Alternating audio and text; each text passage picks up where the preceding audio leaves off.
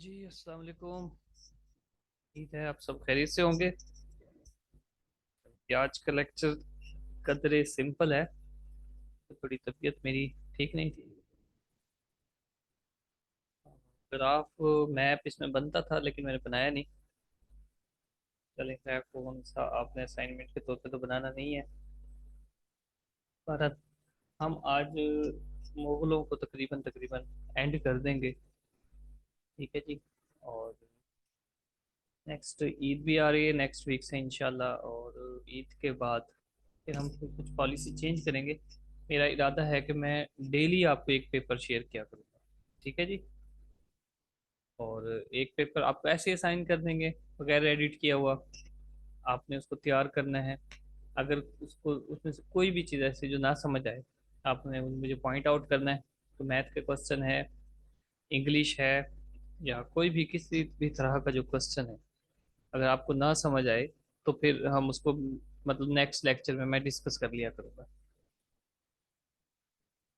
बजाय इसके कि मैं पूरे पेपर को पहले ही डिस्कस करूं। नहीं, उससे बेहतर है कि हम आप मुझे पॉइंट आउट कर दें उसमें से जितने भी क्वेश्चंस हैं, 15 हों 20 हों, एंड जितने भी क्वेश्चंस होंगे तो वो फिर मैं इन डिटेल डिस्कस कर दिया करूंगा लेक्चर में। ठीक है। ओके जी।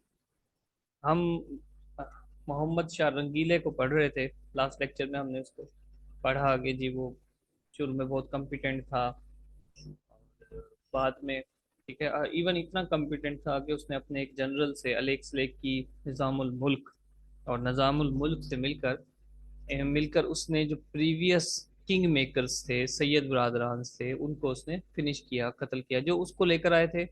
और कई बादशाहों को चेंज कर किया था उन्होंने। तो हमने एक नई टर्म पढ़ी थी, पपेट गवर्नमेंट। तो नई तो नहीं है खैर, लेकिन इस हिस्ट्री में वो न्यू थी। जब कठपुतली हुकूमत थी, कठपुतली हुकूमत आती रही। फिर पहले असद खान था, फिर उसका बेटा जुल्फकार खान आ गया, फिर सैयद ब्रादर्स आ गए जो फर्रुख सियार को लेकर आए। ठीक है जी। और वही फिर रफ़ीउद्दराजात को लेकर आए, रफ़ीउद्दौला, ठीक है, उसको लेकर आए। और फिर यही लोग मोहम्मद शाह को लेकर आए, मोहम्मद शाह रंगीला। ठीक है जी। इसने अपने एक जनरल से मिल निज़ाम उल मुल्क से मिलकर सैयद ब्रादर्स को कत्ल कर दिया। ऐसे ही ना।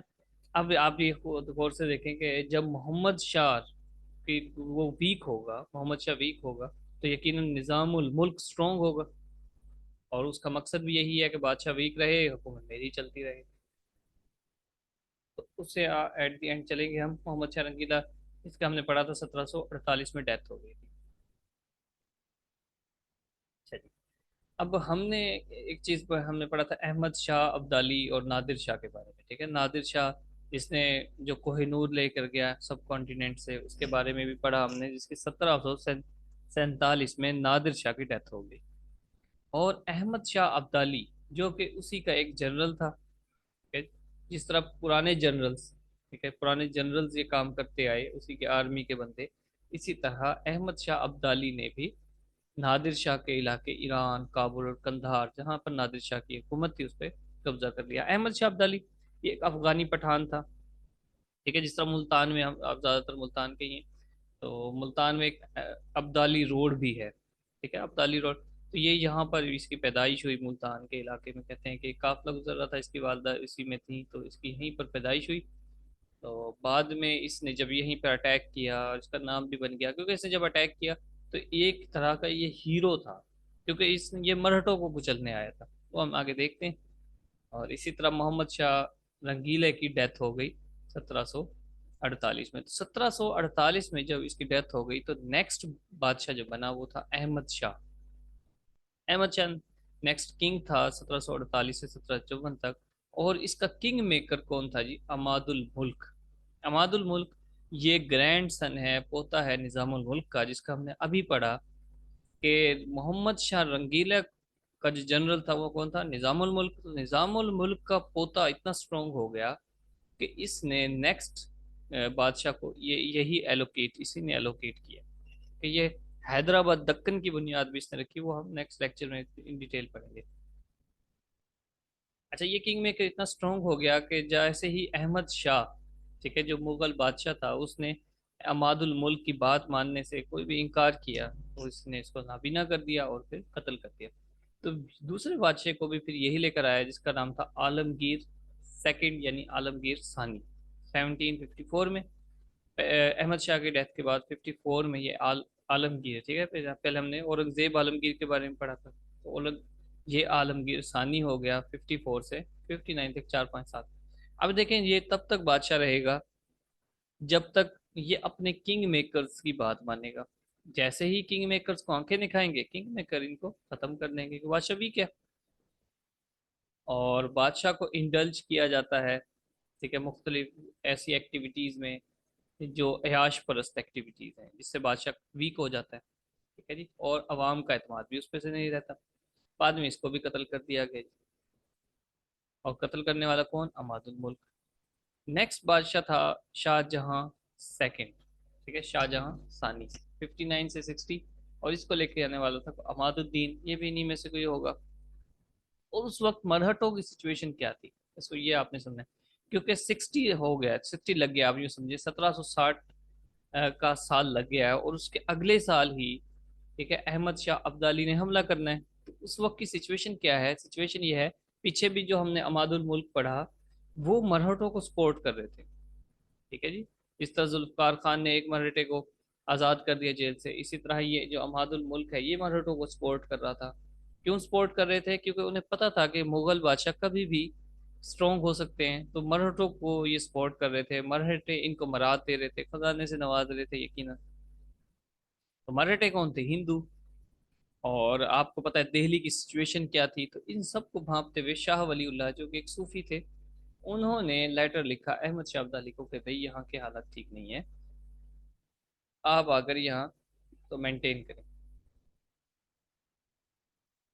अच्छा, तो आप अब ये भी समझ लें कि 60 में तकरीबन कोई बादशाह भी नहीं था, क्योंकि शाहजहां सानी, उसको तो कत्ल कर दिया गया। तो शाह वलीउल्लाह ने ये सिचुएशन सारी भांप की, भांपते हुए देखा कि भाई हो सकता है कि मराठे इससे पहले कि दिल्ली के तख्त पे कब्जा कर ले या कोई और आ जाए। तो उन्होंने अहमद शाह अब्दाली को इनवाइट किया। ये इंपॉर्टेंट बात है। 1761 में अहमद शाह अब्दाली ने हमला किया बरसगीर पर, जिसमें बैटल ऑफ पानीपत हुई। तो ये थर्ड बैटल थी पानीपत की। इससे पहले 1526 में हो गई, 1556 में हो गई, ठीक है जी। बाबर और इब्राहिम लोधी की हुई। और इसी तरह अकबर और हिमो की हुई पानीपत की जंग। खैर जी, इसने मराठों को कुचल दिया, मराठों को बिल्कुल सप्रेस कर दिया, बड़े बड़े लीडर्स को ख़त्म कर दिया। देन ये जो भी उसने सिचुएशंस वहाँ पर क्रिएट की, लेकिन जाते जाते इसने क्या काम किया, अहमद ये जो शाह आलम सानी मुगल बादशाह, इसको तख्त पर बिठा दिया 1761 से 1806, यानी कि 45 साल तक ये शख्स बैठा रहा। क्यों बैठा रहा? क्योंकि इसको पता था इसको लगाने वाला कौन था? अहमद शाह अब्दाली, जो कि बड़ा स्ट्रॉन्ग पर्सन था। इसको कौन हटा सकता था? क्या? अब इसमें दो बातें हैं, इसको आपने ध्यान से सुनना है। शाह वली उल्लाह ने अहमद शाह अब्दाली को बुलाया किस लिए? कि मरहटों को कुचल दें। ना इन्होंने अंग्रेजों को देखा कि अंग्रेज अपनी एक्टिविटीज कर रहे हैं, क्योंकि देखे 60 लगा हुआ है और 56 में एक जंग हो गई, 57 में एक जंग होगी बड़ी इंपॉर्टेंट, बैटल ऑफ प्लेसी, जिसमें नवाब सिराजुद्दौला को कत्ल कर दिया जाएगा, ठीक है। तो उसके 4 साल के बाद अहमद शाह अब्दाली आ रहा है, तो वो भी अंग्रेजों को नोटिस ही नहीं कर रहा। ना अहमद शाह अब्दाली को परवाह है कि ब्रिटिश स्ट्रांग हो रहे हैं, ना शाह वलीउल्लाह उसको नोट कर रहे हैं। बहरहाल जी, इसको आपने जहन में रखना।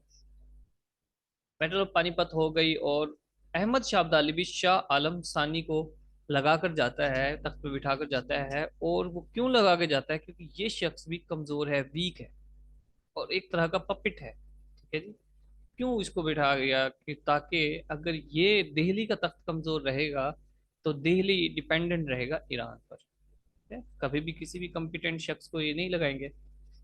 हाँ, वक्त गुजरा जी, इसने 45 साल हुकूमत की और तकरीबन 27 साल के बाद एक आम शख्स था, ठीक है, गुलाम कादिर रोहिला, एक सिविलियन, एक शहरी था, उसने जाती रंजिश की बिना पर इस बादशाह को अंधा कर दिया। और 18 साल इस अंधे बादशाह ने हुकूमत की। ये भी पीपीएस ने एक बड़ा सवाल पूछा था कि कौन सा कोई नाबीना शख्स, कोई नाबीना बादशाह, ठीक है, दिल्ली के तख्त पे हुकूमत करता रहा? तो आपने याद रखना है शाह आलम सानी था। कब उसको नाबीना किया गया? 1788 में। अब ये 1806, ठीक है, 1806, 1806 तक हुकूमत करनी है। तो 1803 में ब्रिटिश ने कहा कि जी बस अब आप की कोई हुकूमत नहीं है, आपकी हुकूमत है दिल्ली के फोर्ट तक, दिल्ली किले तक, आप वहीं रहे। हम आपको एक वजीफा देंगे, कोई भी वजीफा जिससे आपका गुजारा हो जाए, गुजारा अलाउंस की तरह से, ठीक है, और आपने हमें इंटरप्ट नहीं करना। ये वो वक्त था जब जो मुगल शहजादे थे वो कबूतर उड़ाते थे, ठीक है जी। मुगल जो बादशाह थे, मुगल बड़े शहजादे थे, वो शाम को, रात को 12-1 बजे तक रक्स देखते थे, ठीक है। इन्हीं मुगल शहजादों की 600 बीवियां होती थी, ठीक है। एक रिसाले में मैंने इनकी बड़ी मुगल शहजादे के बारे में डिटेल से पढ़ा। सैकड़ों बीवियां होती थी जी, और बहुत बहुत बड़े बड़े इनके हरम थे, ठीक है, जिसमें सैकड़ों कमरे होते थे। तो बहुत से शादियां करते थे, बहुत से नहीं भी करते थे, क्योंकि लोंडी उस वक्त जायज होती थी इनके यहाँ, ठीक है। उम्मीद है इस तरह की सिचुएशन थी। 12-1 बजे तक ये लोग रक्स देखते थे। कहते हैं, कहा जाता है कि जो ब्रिटिश सुबह 3 बजे उठते थे, ठीक है, घोड़े पर बैठते थे और 9 बजे तक अपना तमाम काम कर लेते थे, क्योंकि ठंडे इलाके से थे तो इनको बहुत गर्मी लगती थी। तो सुबह 3 बजे ही ब्रिटिश उठते थे और अपने तमाम कामों को कंप्लीट कर लेते थे। और 12 बजे तक जो अंग्रेज वायसरायज, जितने भी वायसराय थे अंग्रेज, वो बिल्कुल अपना रेस्ट टाइम स्टार्ट कर देते थे, लंच करते थे।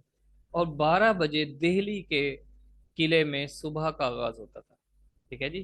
फूलों के अर्क से बादशाह के पाँव धुलते थे, और उसका 2-3 बजे जाके नाश्ता होता था बादशाह का। ये सिचुएशन चलेगी। अकबर सानी उसके बाद 1806 से 1837 तक भी उसका शाह आलम सानी का बेटा था अकबर सानी। अकबर, पीछे अकबर द ग्रेट है, तो ये शाह आलम सानी का बेटा है अकबर सानी। इसने 31 साल हुकूमत की। क्यों हुकूमत की इसने 31 साल? पीछे इसके बाप ने 45 साल हुकूमत क्यों की? क्योंकि वीक थे, ठीक है। सुकून से अपने बैठे रहो, कोई छेड़ेगा ही नहीं। अ, तंग किसको किया जाता है? ताकतवर को, पावरफुल को। तो ये तो वीक है, इनको किसने कहना है जी? सब गवर्नमेंट अपना अंग्रेज के हाथ में है, इनको तो किसी ने कुछ नहीं कहना।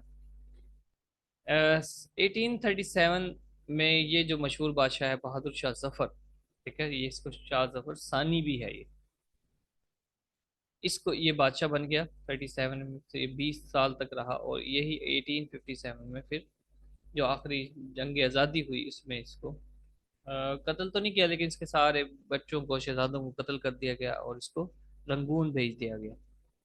वो हम फिर पढ़ेंगे। अच्छा, शाह वलीउल्लाह के बारे में हम थोड़ा सा पढ़ लेते हैं कि शाह वलीउल्लाह का जिक्र आया। 1703 में पैदा हुए, 1703 में, 1762 में इनका इंतकाल हुआ। इनकी पैदाइश कई मरतबा आई थिंक पूछी हुई है पीपीएससी में। दिल्ली में पैदा हुए शाह अब्दुल रहीम के ये बेटे थे, जिन्होंने मदरसा रहीमिया बनाया। बड़े नामवर शख्स थे, और बड़ा इसका इनका ये बड़े मदरसों में से एक ये शामिल होता है। अब ठीक है जी, मदरसा रहीमिया।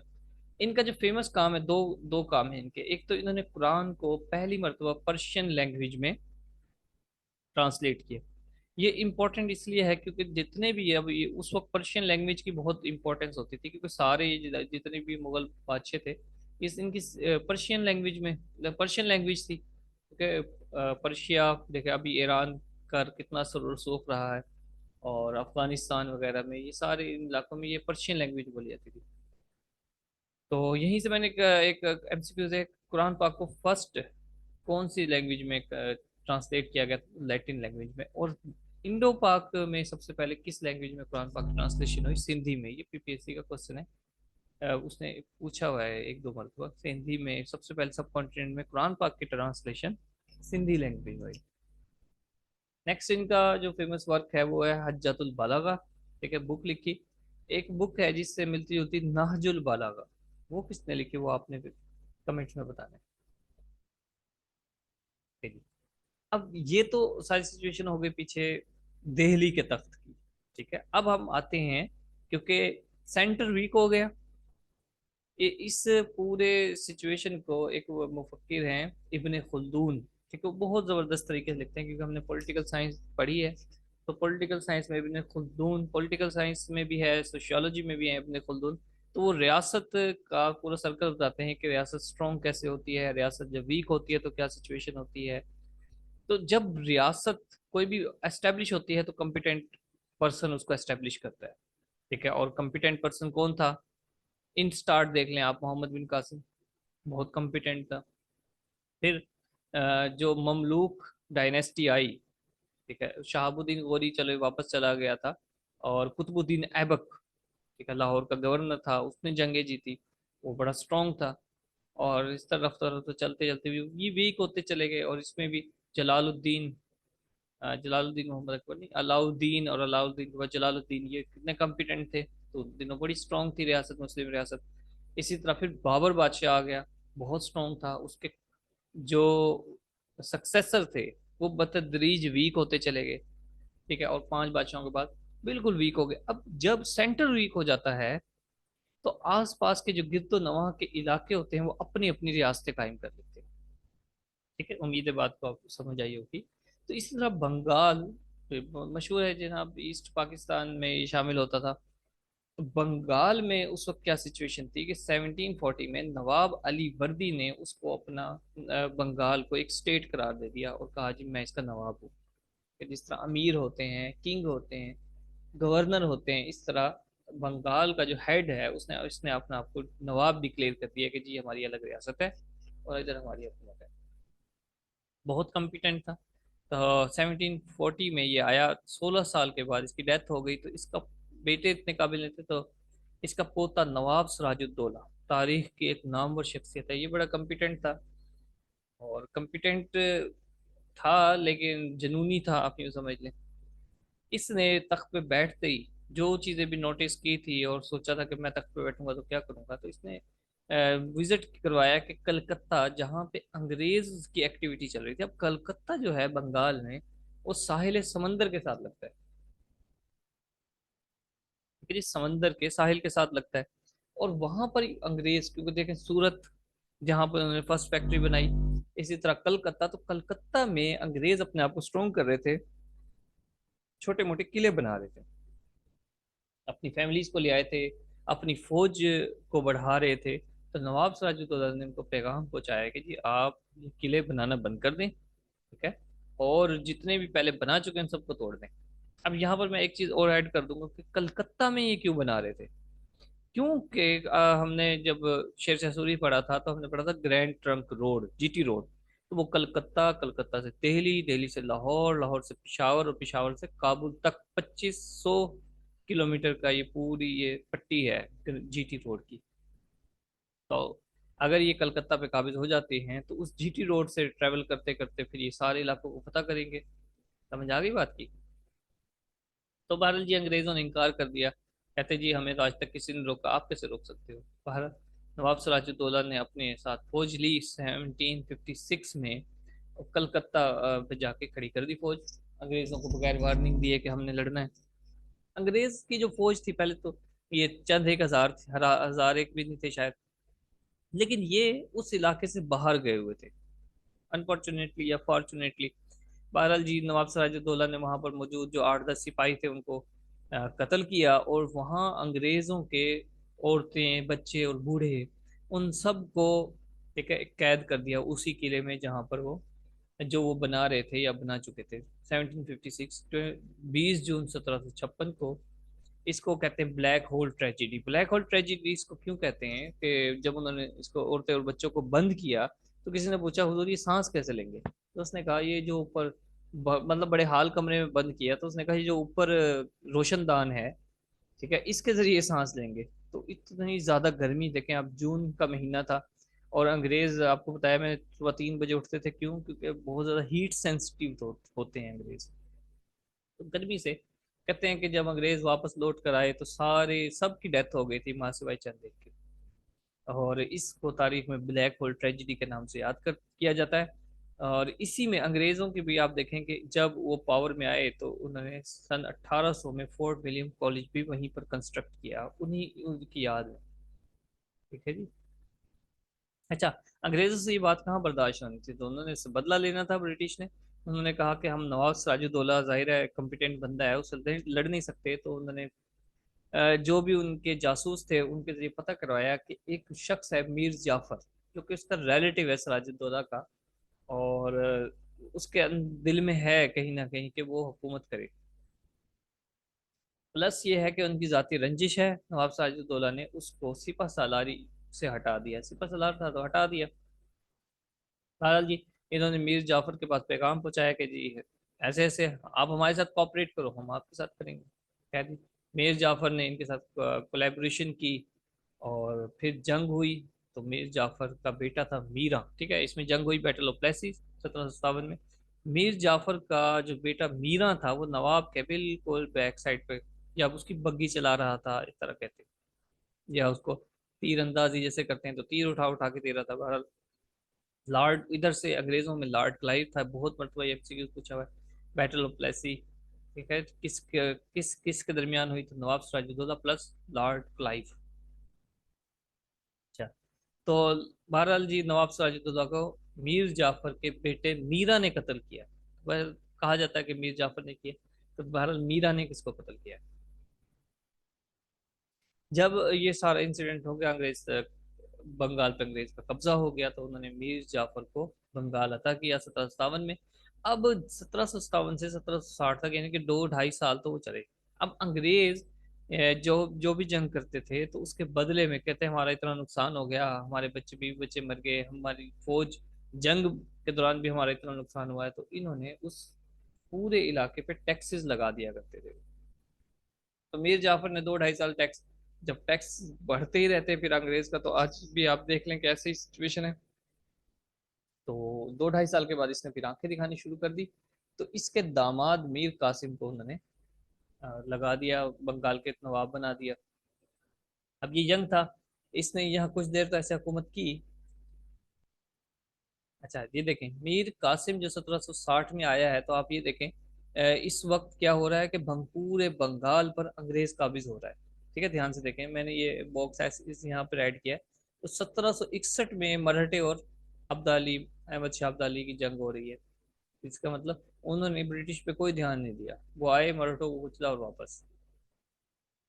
बहरहाल जी मीर कासिम 1760 में जैसे ही तो तख्त नशीन हुआ, वो बंगाल का नवाब बना, तो इसने 2-3 साल के बाद, 4 साल के बाद उसको पता था कि यार ऐसा हो रहा है।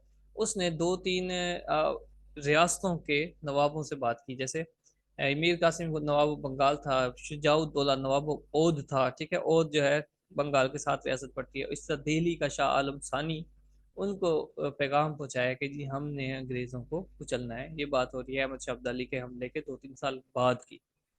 तो इन्होंने सब ने कोलेबोरेशन करके ब्रिटिश पे हमला कर दिया। अब ब्रिटिश चंद हजार चंद, और इधर से ये 3 रियासतों के मालिक, ठीक है, जैसे अरब इसराइल वार हुई थी, तो इसराइल देख लें आप, छोटा सा मुल्क, और अरब कितने ज्यादा, ठीक है। अरब के उस वक्त 2-3 मुल्क थे, तो कुछ भी नहीं बिगाड़ सके, बल्कि अपने इलाके इलाके को वहां दिए। तो ब्रिटिश के साथ मुकाबले में ये मीर कासिम, शाह आलम सानी और शुजाउद्दौला कद मुकाबिल थे। तो बुरी तरह से इनको शिकस्त हुई। शाह आलम सानी को तो उन्होंने कहा जी आप ऐसे बूढ़े ज़ईफ आदमी और शरीफ आदमी और इनके बहकावे में आ गए, आप चले जाओ दिल्ली का तख्त संभालो। ठीक है। क्यों क्यों उसको बख्श दिया? इसलिए कि उन्हें वो चाहते थे, ये अंग्रेजों की पॉलिसी थी कि wait and see, wait and see, यानी कि हम अगर आज दिल्ली पर कब्जा कर लेते हैं तो हम पूरे इंडिया को नहीं संभाल सकते। चुनाचा इन्होंने मीर कासिम को कत्ल किया, शुजाउद्दौला को कत्ल किया, बारी बारी से इनके पीछे भाग के ये फरार हो गए थे। और वेट एंड सी की पॉलिसी इन्होंने कंटिन्यू रखी। आहिस्ता आहिस्ता फिर देखें, 1764 के बाद 1803 में इसने दिल्ली का वजीफा, दिल्ली के बादशाह का वजीफा मुकर्रर किया, और ये 1757 की जंग में इसको खत्म कर दिया। चलें जी, आज के लिए इतना ही, मेरे ख्याल से काफ़ी है। गुलजमान आपने कहा था कि थोड़ा सा बढ़ा दें, तो आई होप कि इतना काफ़ी है, ठीक है, क्योंकि पास पेपर भी होता है। हाँ, जब ईद के बाद होगा तो हम इंशाल्लाह पूरा पेपर मैं आपको ऐसे दिया करूँगा, चाहे उसको वो जिस तरह पेपर वैसे ही में लगा देंगे बुक से, आप उसके कुछ स्क्रीनशॉट के जरिए या वैसे आप मुझे बताना कि सर ये क्वेश्चन, ठीक है, बताएं समझाएं। आसिफ स्पेशली शायद मैथ कमज़ोर है। चलें जी, और कोई आपकी क्यूरी हो, क्वेश्चन हो तो फिर आप पूछ लीजिएगा। ओके, अल्लाह हाफिज़।